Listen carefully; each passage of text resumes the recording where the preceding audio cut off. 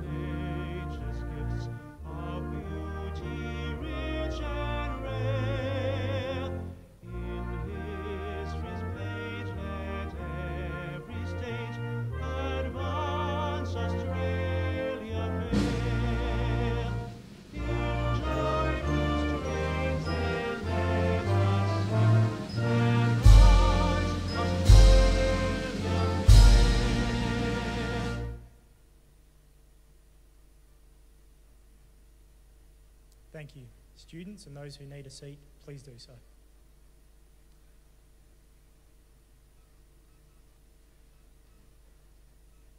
The Australian War Memorial was the vision of Charles Bean, Australia's First World War official historian.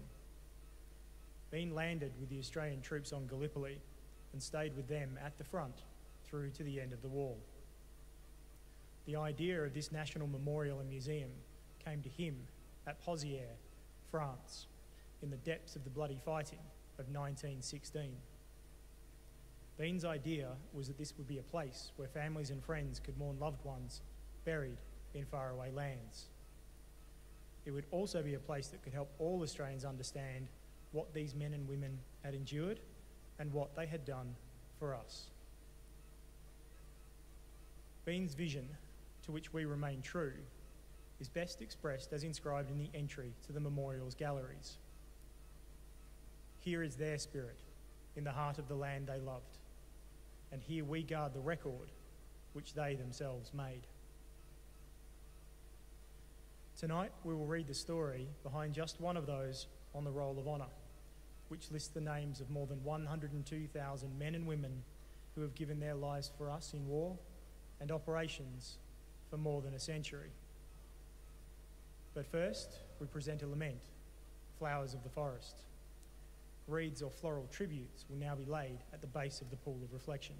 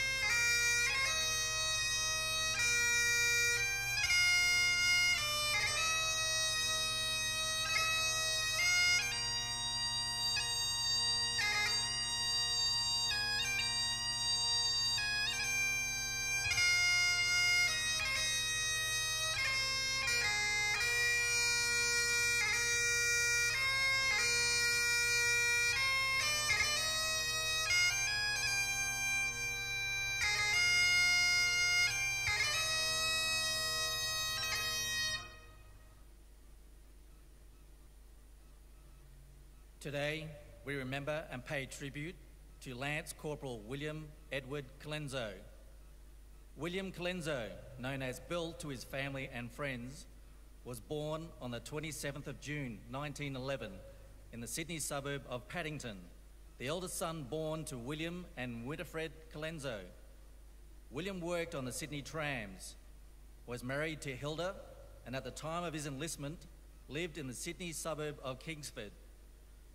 Colenso enlisted in the 2nd Australian Imperial Force at Martin Place on the 15th of June 1940 with his brothers Ray, Frank and Ted.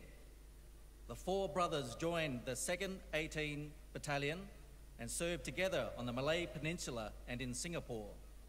Their service was reminiscent of their father's service in the First World War, where he served in the 18th Battalion of the 1st AIF. They served in the 18th Battalion of the 2nd AIF. Colenso spent 6 months training around Sydney and Bathurst. Then, on the 1st of February 1941, set sail from Sydney Harbour, bound for Singapore. While on board his transport ship, he was put in charge of the ship's canteen. This was run by the troops for the troops, and they had to take responsibility for the amount of rations issued each day. Part of his job was to ensure that the men did not exceed their ration of 5 bottles of beer per day. Colenso disembarked at Singapore on the 17th of February. Less than a month later, he was promoted to the rank of Lance Corporal.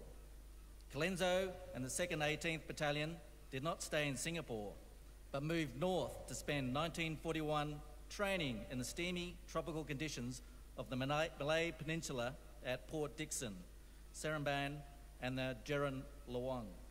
At the end of 1941, when Japanese forces began their rapid advance throughout Southeast Asia, the battalion was stationed at Mersing. The tough tropical conditions took their toll on the Australian troops, and Colenso was briefly hospitalised in October with a fever. He was, however, serving with his battalion at Mersing when the Japanese declared war on the United States and Great Britain in early December. William Colenso, his brothers, and the 2nd 18 Battalion did not come under immediate Japanese assault, but prepared for an attack due to their proximity to Singapore. On the 17th of January, the battalion withdrew from Mersing to Jemalawang, further to the south. On the 27th of January, the 2nd 18 Battalion conducted a successful ambush of advancing Japanese forces at a rubber estate called Nithsdale. The engagement, however, was not decisive, and the battalion was forced to withdraw further south to Singapore. The battalion was defending a sector of Singapore's east coast when, on the 8th of February, the outnumbered and overstretched Australians came under an intense mortar and artillery barrage from Japanese forces. This barrage lasted for 16 hours. One company from the battalion reported an average of 55 shells falling per minute on the section that they were defending. Australian casualties were relatively light on account of the men sheltering in well-dug slit trenches, but all they could do was lie and endure it. The bombardment was followed by a major Japanese landing in which Australian forces were completely overrun. The 4 Colenso brothers were all caught in this terrible attack. Ted and Frank were captured and became prisoners of war to the Japanese. After 4 long years of captivity, they were finally released in 1945. Ray, who was only 22 years old, was killed in action on the 9th of February. In the confusion of the attack and subsequent loss of Singapore, William was originally reported missing. He was later confirmed to have been killed in action during the fighting on the 11th of February. He was 30 years old. His body was never found. Due to the fact that William and his brothers were initially reported as missing, the family did not know of their fate for many years. When, in September 1943, his family received letters from the 2 surviving brothers, now prisoners of war, their mother said, "I'm just praying for the next mail about the other 2 boys. I never gave up hope." She was, however, never to hear from two of her sons again. William Colenso was officially presumed dead in 1946. His name is listed on the Singapore Memorial, which commemorates the names of over 24,000 Commonwealth servicemen of the Second World War who have no known grave. His name is listed on the Roll of Honour on my left. Listed on the Roll of Honour amongst almost 40,000 Australians who died while serving in the Second World War. A photograph of the Colenso family is displayed beside the pool of reflection. You will see William in the front on the right. This is but one of the many stories of service and sacrifice told here at the Australian War Memorial. We now remember Lance Corporal William Edward Colenso, who gave his life for us, for our freedoms, and in the hope of a better world.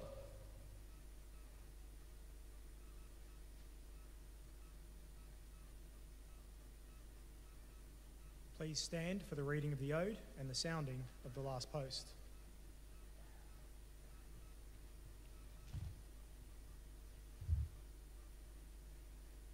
They shall grow not old, as we that are left grow old. Age shall not worry them, nor the years condemn. At the going down of the sun and in the morning, we will remember them. We will remember them.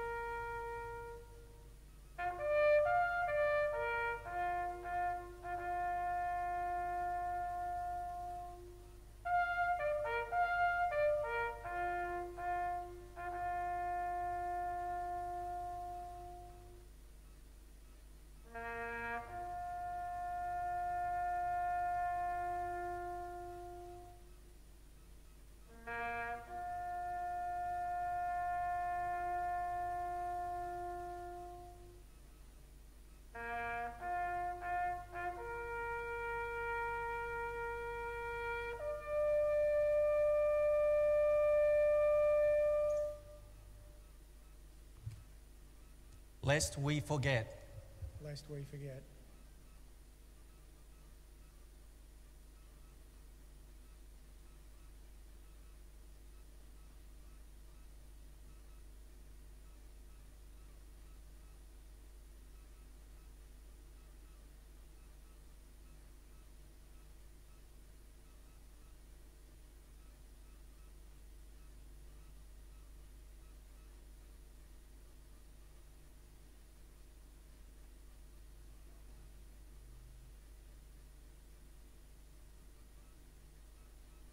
We leave you this evening with the words of the memorial's founder, Charles Bean.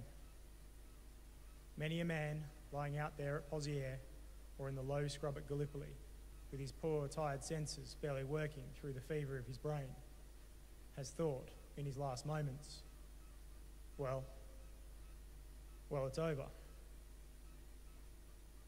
But in Australia, they will be proud of this. Ladies and gentlemen, girls and boys, that concludes the last post ceremony. We thank you for visiting the Australian War Memorial and wish you all a very good evening.